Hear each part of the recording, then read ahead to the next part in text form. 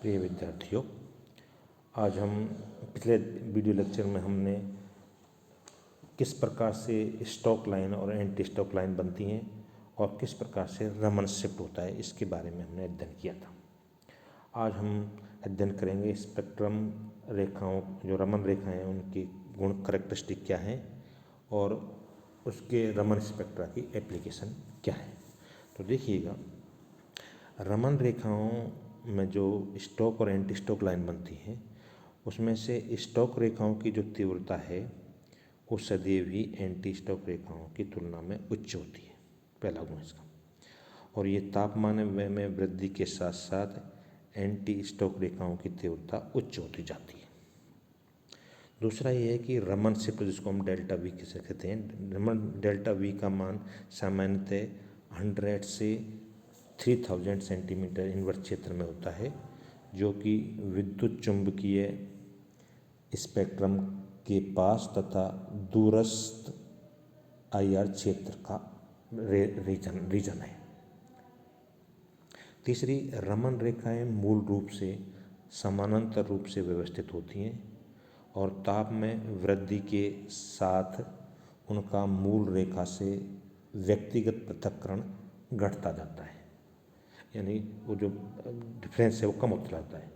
मूल रेखा से पृथक्करण में वृद्धि के साथ एंटी स्टॉक रेखाओं की तीव्रता तेजी से घटती जाती है।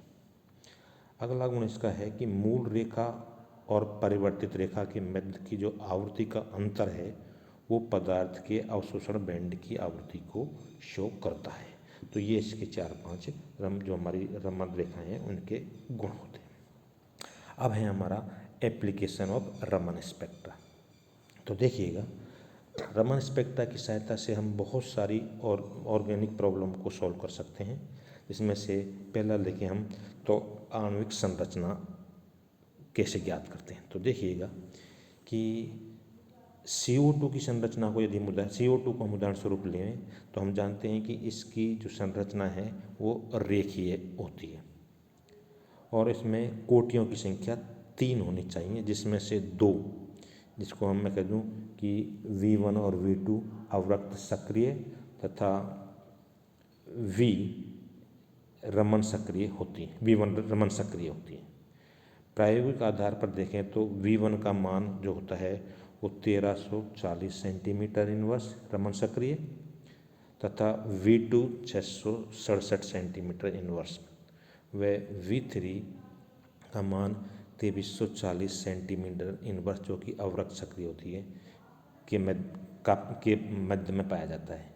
इसी प्रकार यदि हम N2O की संरचना या H2O की संरचना आदि असममित संरचनाओं के बारे में भी देखें तो रमन स्पेक्ट्रा की सहायता से इन जो अणु हैं उनकी भी संरचना के बारे में जानकारी हमें हो जाती है।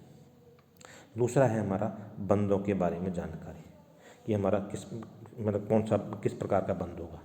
यदि मैं उदाहरण स्वरूप NaCl या KCl जैसी तीव्र आयनिक हैलाइड को लें तो ये जो हैलाइड है ये रेखाएं प्रदर्शित नहीं करते, जबकि मैं कहूँ कि HgCl2, Hg2Cl2 और ZnCl2 आदि क्लोराइड तीव्र रमन रेखाएं प्रदर्शित करते हैं। अतः हम ये कह सकते हैं कि HgCl2 में सहसंयोजक बंध पाया जाता है, जबकि NaCl और उसमें आयनिक बंध पाया जाता है। तीसरी हमारी इसकी एप्लीकेशन है कि कार्बनिक यौगिकों की संरचना के निर्धारण में भी रमन स्पेक्ट्रा का उपयोग किया जाता है। उदाहरण के लिए यदि हम बेंजीन का रमन स्पेक्ट्रा देखें या बेंजीन को उदाहरण के रूप में लिया जाए तो इसमें 2 प्रबल रमन लाइन्स, एक तो 995 सेंटीमीटर इनवर्स पर और दूसरी 1050 सेंटीमीटर इनवर्स पर प्राप्त होती है, जो कि क्रम से बेंजीन में C carbon single bond carbon व कार्बन डबल बॉन्ड कार्बन के बंध के कारण होती है। अर्थात इसमें अल्टरनेट रूप में कार्बन सिंगल बॉन्ड कार्बन और कार्बन डबल बॉन्ड में पाया जाता है, जो कि बेंजीन की केक्यू संरचना की पुष्टि करता है।